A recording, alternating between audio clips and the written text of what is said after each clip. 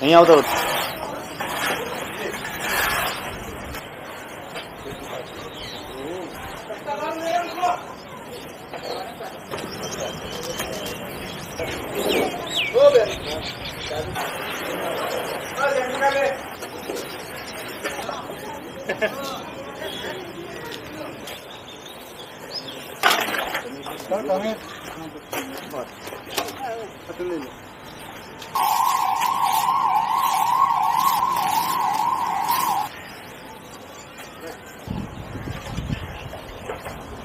યોગાની સાથે સાથે સ્વચ્છતા પણ એટલી જ જરૂરી છે.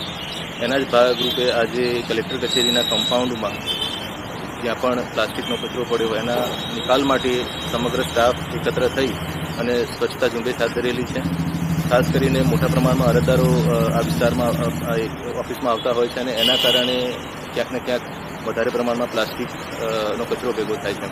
એના નિકાલ માટે મામલતદાર કચેરી, કલેક્ટર કચેરી, બહુડાનો સમગ્ર સ્ટાફ આ તમામ લોકોએ ભેગા થઈ અને આજે પ્લાસ્ટિક મુક્ત અભિયાનને વધુ વેગવંતુ બનાવવા માટે જે શ્રમદાન છે એનું આયોજન કરી અને લગભગ 1 કલાક સુધી પ્લાસ્ટિકનો કચરો ઉપાડેલ છે. ખૂબ મોટા પ્રમાણમાં કચરો મળી આવેલ છે.